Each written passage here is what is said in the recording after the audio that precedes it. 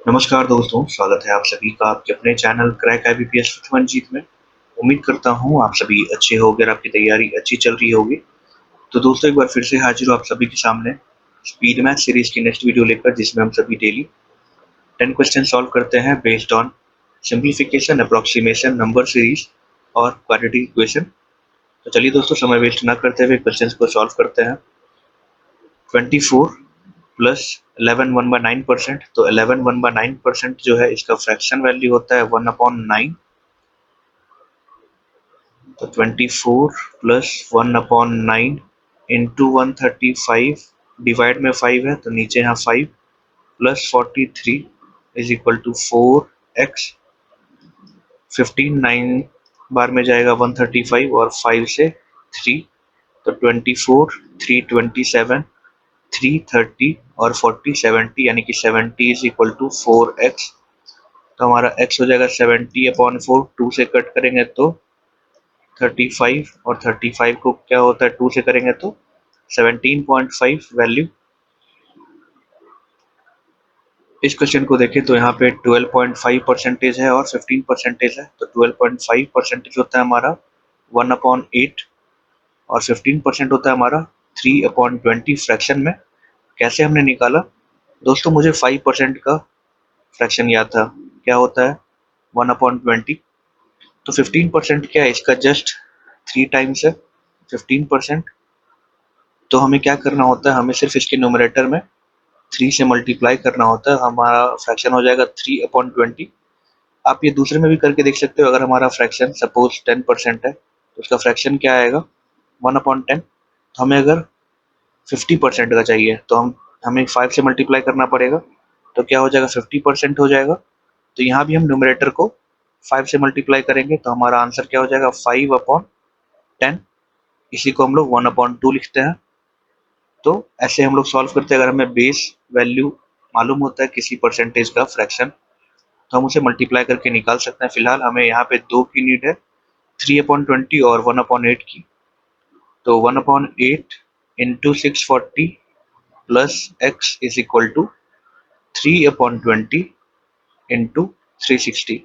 तो 0 से 0 कैंसिल, 18, और 18 इंटू 3 54, और यहाँ पे 8 से 8 टाइम्स में 80। तो हमारा हो जाएगा 80 plus x is equal to 54, और एक्स इधर आएगा तो 54 माइनस 80, और हमारा आंसर हो जाएगा -26। इस क्वेश्चन में हमें 6 1/4% की फ्रैक्शन वैल्यू मालूम करनी है, जिसका फ्रैक्शन होता है 1/16। तो क्वेश्चन को अगर सॉल्व करें तो 42 प्लस 1/16 इंटू ऑफ दिया हुआ है ना, इंटू 480।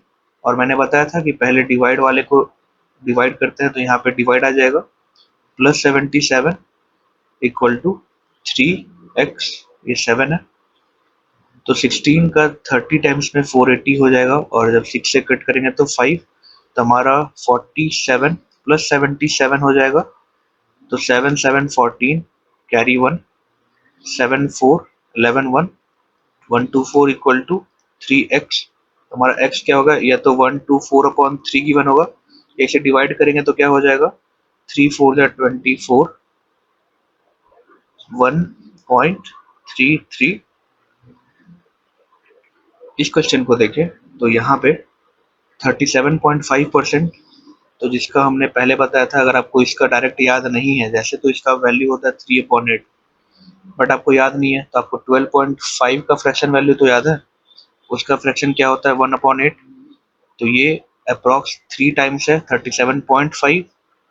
तो यहाँ हमें नोमिनेटर में 3 से मल्टीप्लाई कर देना है। तो हमारा आंसर क्या हो जाएगा 3/8, और 16 2/3% होता है 1/6।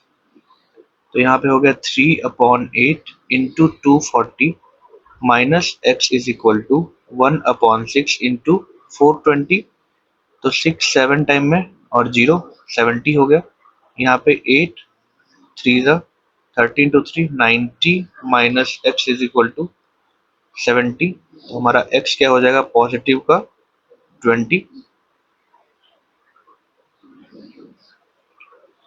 यहाँ पे देखें अगर हम सिंप्लीफाई करेंगे इसको तो हमारा क्या हो जाएगा, x square minus 18x plus 81 is equal to 0, और यहाँ हो जाएगा y square plus 17y is equal to -72, और इधर आएगा तो क्या हो जाएगा, y square plus 17y plus 72 is equal to 0। तो दोस्तों मैंने जैसे आप सभी को साइन वाले मेथड से बताया है, अगर दोनों ही पॉजिटिव पॉजिटिव होंगे तो हमारा रूट्स क्या आएगा, माइनस माइनस आएगा एक्स का भी, और वाई भी पॉजिटिव पॉजिटिव है तो इसका रूट्स क्या आएगा, माइनस माइनस। तो दोस्तों जब 81 को हम फैक्टराइज करेंगे 9 और 9 में, तो ऐड करने पे 18, मल्टीप्लाई करने पे 81, तो हमारा रूट्स हो जाएगा -9, और यहाँ पे 9 और 8 में ब्रेक करेंगे तो ऐड करने पे 17, मल्टीप्लाई करने पे 72, तो हमारा यहाँ पे रूट्स हो जाएगा -9 -8। तो दोस्तों ऑब्वियस है यहाँ पे जो y के टर्म है वो ग्रेटर है, क्योंकि -8 बड़ा है -9 से और इक्वल है, तो यहाँ पे हो जाएगा y greater than equal to x। दोस्तों जहाँ पे अंडर रूट रहता है तो वहाँ पे हम सभी को मालूम है, जो भी अंडर रूट में रहता है उससे हम c वाले कांस्टेंट टर्म को डिवाइड करते हैं ताकि हमें क्वेश्चन आसानी से सॉल्व हो जाए। तो यहाँ पे डिवाइड करने पे क्या आ जाएगा 20, और यहाँ पे डिवाइड करने पे क्या आ जाएगा 80। तो अगर हम सिंप्लीफाई करें x square minus 9x plus 20 is equal to 0, y square minus 18y plus 80 is equal to 0।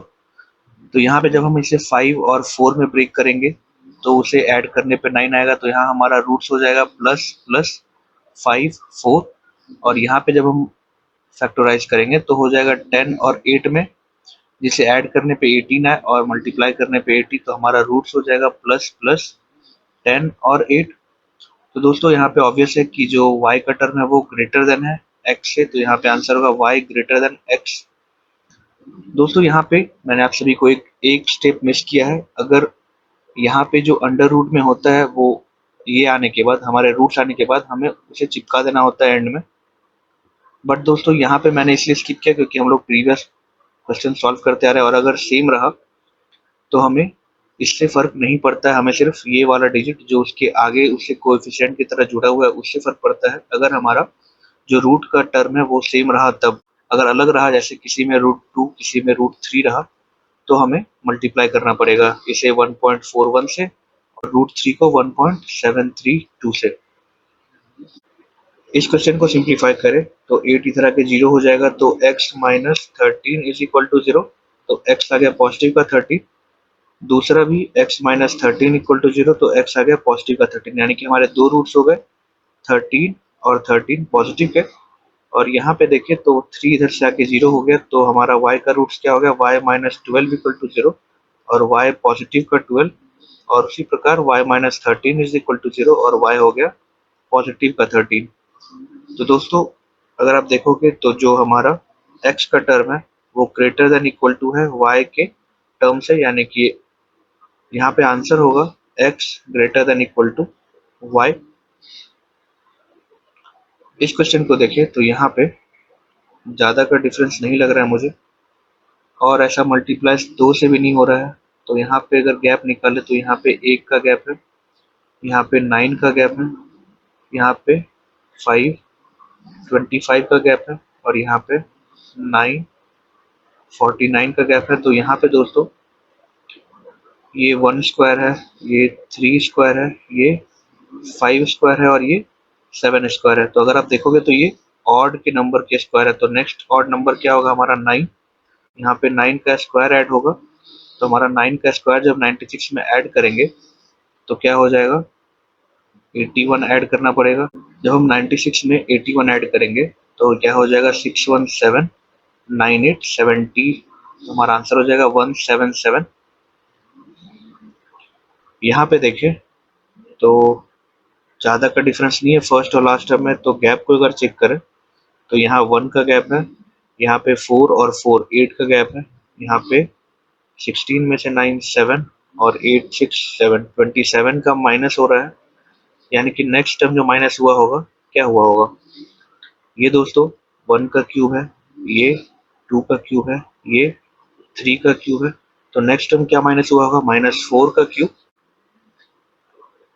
64, और जब हम 69 में से 64 माइनस करेंगे तो हमारा आंसर क्या आ जाएगा? 5। तो हमारा आंसर है 5। इस क्वेश्चन को देखिए तो हमने बहुत सारे इस टाइप के क्वेश्चन सॉल्व किए हैं। अगर आप ऑब्जर्व करोगे तो आपको दिखेगा कि यहाँ पे कुछ मल्टीप्लाई हुआ है, यानी कि इंटू 2 हुआ है, और कुछ ऐड हुआ है। यहाँ पे भी देखोगे तो इंटू 3 और कुछ ऐड हुआ है।